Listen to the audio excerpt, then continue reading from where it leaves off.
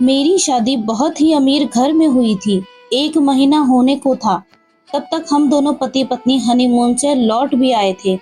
घर पहुंची तो मुझे कुछ अजीब सा लगा। मुझे कुछ समझ में नहीं आ रहा था। मैं थकी हुई थी, इसलिए बिना किसी से कुछ पूछे कमरे में जाकर सो गई। सुबह जब नींद खुली तो भावना और सुशांत की अरेंज मैरिज थी। भावना की शादी एक पढ़े लिखे परिवार में हुई थी, जहां सास उर्मिला जी स्कूल में अध्यापिका और ससुर रघुवीर जी एक गवर्नमेंट ऑफिसर थे और पति सुशांत भी सीए थे। भावना खुद भी मैनेजर की पोस्ट पर थी। सुशांत और भावना ने पहली नजर में एक दूसरे को पसंद कर लिया था और फिर झटपट दोनों का ब्याह भी हो गया। लगभग शादी को 1 महीना होने को आया था। तब तक सुशांत और भावना हनीमून से भी लौट आए थे। भावना ने देखा कि उसके ससुराल में हर चीज बहुत नियम कायदे से होती है। सभी लोग सुबह सवेरे 6 बजे उठ जाते थे, भले ही रविवार का दिन ही क्यों ना हो। उर्मिला जी ने पति और बेटे के लिए हमेशा से ऐसे कुछ नियम बना रखे थे, जिन्हें दोनों को फॉलो करना ही पड़ता था। अब ससुराल में वही सब नियम भावना पर भी थोप दिए गए थे। भावना वैसे भी रोज ऑफिस जाती थी, इसलिए रोज जल्दी उठना ही पड़ता था। सिर्फ एक रविवार छुट्टी का दिन ही मिलता था, जिस दिन वह आराम से सो सकती थी। मगर उर्मिला जी के राज में उसे रविवार को भी सोने को नहीं मिलता था। भावना के ससुराल में सभी लोग बहुत तहजीब से पेश आते। ना कोई जोर से हंसता, ना कोई मजाक मस्ती की बातें करता। उसके उलट भावना जिस परिवार से थी, वहां तो हर वक्त धमाल चौकड़ी मची रहती, क्योंकि भावना के मायके में वे लोग स्वयं 4 भाई बहन थे और पास ही मकान में चाचा चाची और उनके बच्चे रहते थे, जिस वजह से घर में हमेशा धमाल चौकड़ी चहल पहल रहती। भावना भरे पूरे परिवार में पली बड़ी लड़की थी। जब भावना के दादा दादी जिंदा थे, तब पूरा परिवार साथ ही रहा करता था और हमेशा घर में त्योहार जैसा माहौल रहता था। भावना की माँ राधिका जी और चाची सुमित्रा जी मिलकर ढेरों पकवान बनाते और घर में हमेशा हंसी मजाक का माहौल रहता। सभी बच्चे बाहर खूब झूला झूलते। भावना को झूला झूलना बहुत पसंद था। जब भी वे झूले पर बैठती, पीछे से चाचा की बेटी कोमल को जोर से झूला करने को कहती, और जब झूला जोर से आगे और फिर पीछे आता, भावना को लगता कि वे हवा से बातें कर रही है। वे कोमल से चिल्लाकर कहती, कोमल और जोर से, और जोर से। दादा दादी ने अपने जिंदा रहते दोनों भाइयों का बराबरी में बंटवारा कर दिया था, ताकि आगे कोई भी झगड़ा ना हो। बंटवारे में चाचा चाची के हिस्से पास वाला मकान आया था, जिसमें अब वो लोग रहने लगे थे। दादा दादी के गुजरने के बाद भी ये प्यार ऐसे ही बना रहा। अब भी माँ और चाची खूब हंसी मजाक करती और घर में खूब पकवान बना बनाकर हम बच्चों को प्यार से खिलाती। यहाँ सुशांत माता पिता का इकलौता बेटा था। भावना के ससुराल में कभी मीठा खाना नहीं बनता था, क्योंकि रघुवीर जी को शुगर की बीमारी थी। यहाँ खाना बनाने के लिए एक कुक था, जिसे उर्मिला जी पहले से ही बताकर रखती थी कि खाने में क्या बनेगा और क्या नहीं। भावना की उर्मिला जी के सामने जबान तक नहीं खुलती थी, क्योंकि उर्मिला जी स्वभाव से बहुत कड़क मिजाज की औरत थी। वे कभी भी मसालेदार चटपटा खाना घर में नहीं बनाने देती थी। भावना रोज ये उबला और पत्तेदार सब्जी वाला खाना खाकर बोर होने लगी थी। आज वह कुक से बोली, भैया आज मेरे लिए खाने में गाजर का हलवा, छोले और भटूरे बना देना। उसने सुशांत से भी पूछा तो सुशांत के मुंह में पानी आ गया। वह बोला, भावना यार, तुमने तो मेरे मुंह की बात छीन ली। मेरे लिए भी कुक से बोल देना। रघुवीर जी ने सुना तो वो भी बोले, मुझे कैसे भूल सकते हो तुम दोनों। भावना ने उन तीनों के लिए कुक से वह खाना बनवा दिया। सुशांत और रघुवीर जी भी उर्मिला जी से बहुत डरते थे, इसलिए चाहकर भी अपनी पसंद घर में नहीं बोल पाते थे। जब सभी डाइनिंग टेबल पर साथ में खाना खाने बैठे, तब उर्मिला जी छोले भटूरे और गाजर का हलवा देखकर कुक से बोली, आपको ये सब खाना बनाने का ऑर्डर किसने दिया था? क्या आप नहीं जानते इस घर में तला भुना मीठा खाना नहीं बनता? कुक बोला, ये सब खाना भावना मैम ने बनाने को कहा था उर्मिला मैडम। उर्मिला जी ने गुस्से से भावना को देखा। भावना डर से बोली, हाँ मम्मी जी, बहुत दिन हो गए थे तो मुझे ऐसा चटपटा खाना खाने की इच्छा हुई। भावना, अगर तुम्हें इच्छा हो गई थी तो अपने ससुर जी और पति के लिए ऐसा खाना क्यों बनवाया? क्या तुम नहीं जानती हम लोग ऐसा खाना नहीं खाते? भावना के चेहरे पर डर साफ दिखाई दे रहा था। वह बोली, गलती हो गई मम्मी जी, आइंदा से मैं ध्यान रखूंगी। रघुवीर जी और सुशांत भी डर के मारे कुछ बोले नहीं और सभी एक साथ खाना खाने लगे। भावना कमरे में आकर सुशांत से बोली, सुशांत, आज तुमने मेरा बिल्कुल साथ नहीं दिया। अगर मुझे पता होता कि मम्मी जी इतना गुस्सा करेंगी तो सच में कभी कुक से ऐसा खाना नहीं बनवाती। सुशांत बोला, भावना, मैंने बचपन से देखा है, घर में मेरी मम्मी की ही चलती है। मेरे पापा भी मम्मी के आगे कुछ नहीं बोलते। भावना बोली, अच्छा है ना, आप लोग इतना मान सम्मान देते हो अपनी मम्मी को। सुशांत बोला, भावना, मान सम्मान और डर में बहुत फर्क होता है। यह मुझे और मेरे पापा को मम्मी से डर है। तभी तो जब भी मुझे और पापा को कुछ मसालेदार खाने की इच्छा होती है तो मैं और पापा चुपके से किसी ढाबे पे चले जाते हैं। भावना बोली, अच्छा, मम्मी जी को ये बात पता है? सुशांत बोला, मम्मी जी को हमारी बहुत सी बातें नहीं पता भावना, क्योंकि मम्मी ने हमारे घर में हमारे साथ दोस्ताना व्यवहार नहीं किया। वे तो बस अपना हुक्म चलाती रहती हैं, जो मुझे और पापा को मजबूरी में मानना ही पड़ता है। बाकी मेरे और पापा की बहुत जमती है। मम्मी स्कूल में जिस तरह बच्चों पर अपना अधिकार जमाती हैं, उसी तरह घर में भी उन्हें लगता है कि हम अभी बच्चे हैं।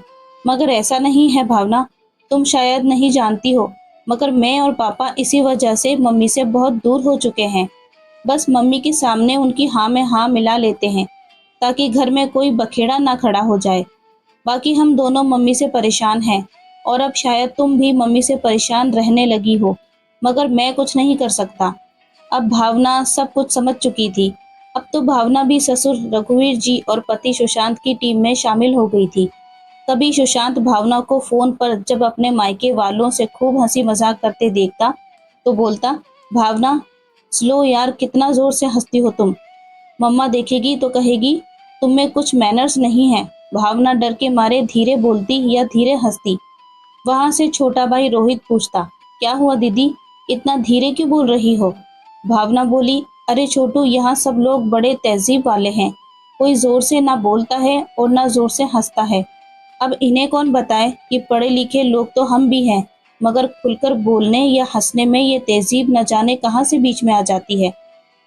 उर्मिला जी ने पीछे से आवाज दी तो भावना ने झट से फोन काटा और बोली, हाँ मम्मी जी बोलिए।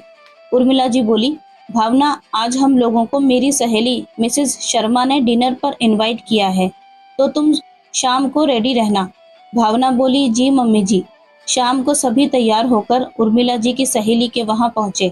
मिसेस शर्मा का घर बहुत बड़ा और सुंदर था।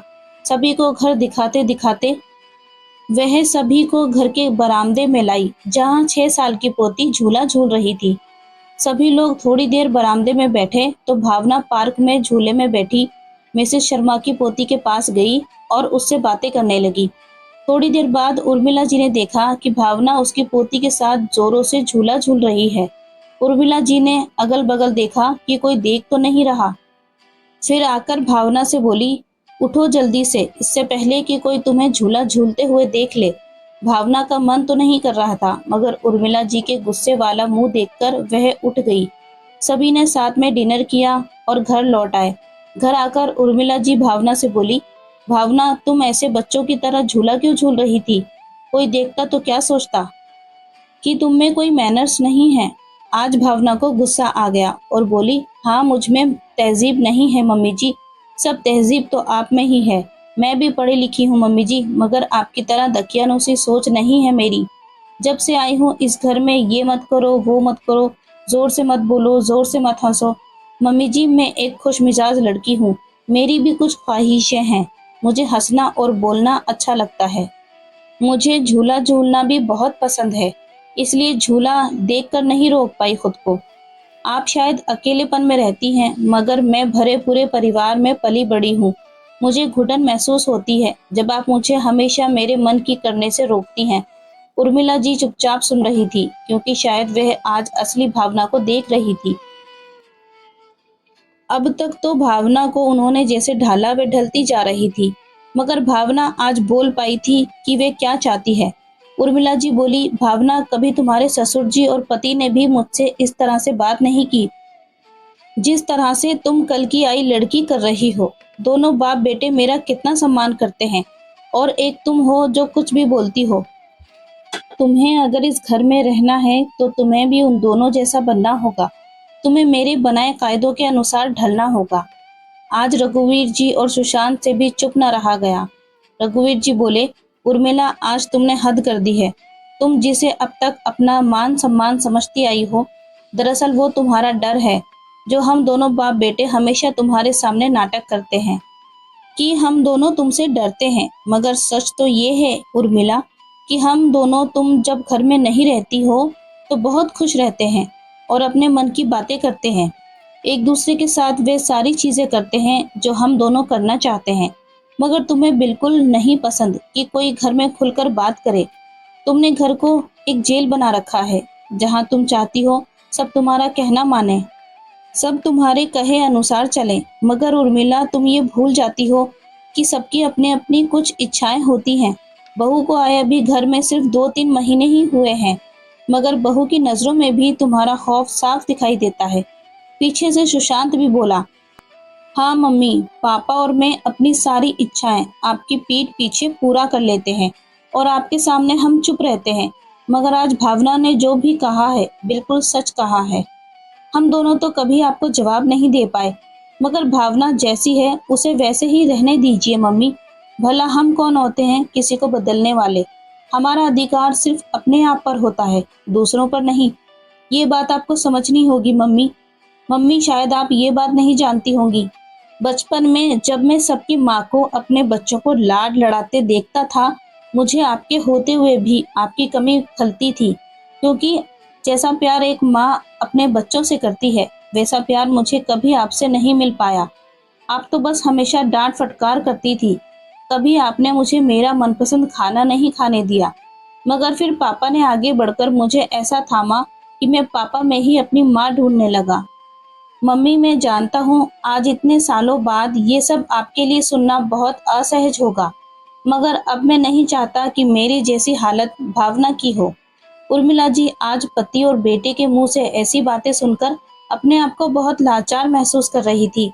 इतने सालों में उन्हें कभी पता ही नहीं चला कि वे सबको अपने इशारों पर नचा रही थी। बस कभी किसी की भावनाएं समझने की कोशिश नहीं करती हैं, बस उन पर अपनी इच्छाएं थोपती रहती हैं।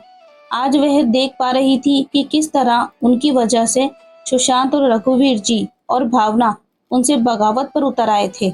उर्मिला जी ने पति और बेटे पर बस धाक जमानी चाहिए, बल्कि उनके बदले उन्हें प्यार दिया होता तो आज ये दिन न देखना पड़ता। आज उर्मिला जी को अपनी गलती साफ नजर आ रही थी। सबसे पहले उन्होंने अपने पति और अपने बेटे से माफी मांगी और बोली, मुझे माफ कर दो। इतने सालों से मैं तुम दोनों की दोस्त नहीं बन पाई, बल्कि आज भावना ने मेरी आंखें खोल दी।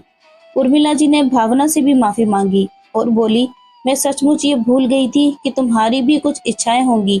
मैं खुद जैसी हूँ, शायद तुम्हें भी वैसा ही बनाने की कोशिश करने लगी। भावना अब अपने ससुराल को भी अपने रंग में ढाल चुकी थी। यहाँ भी अब सभी खुशी हंसी ठिठोले करते हैं और खुलकर जीते हैं। खुलकर जीना क्या होता है, ये उर्मिला जी को भावना ने सिखाया। दोस्तों, ये जिंदगी बहुत खूबसूरत है, इसे खुलकर जीना चाहिए, ना कि नियम और कायदों में बंद कर अपनी इच्छाएं माननी चाहिए। हमें अपने काम को करने के साथ साथ हंसना खेलना भी चाहिए। जिंदगी में अपनों का साथ खुशियां भर देता है। परिवार का असली सुख साथ में ही है, इसलिए हर पल का आनंद उठाना चाहिए। न जाने कब जिंदगी हमारा साथ छोड़ दे। ये कहानी आपको कैसी लगी कमेंट करके ज़रूर बताएं। पसंद आए तो लाइक करें, चैनल को सब्सक्राइब करें और बेल आइकन दबाना ना भूलें। मिलते हैं कल एक नई कहानी के साथ, तब तक अपना ख्याल रखें। Thanks for watching.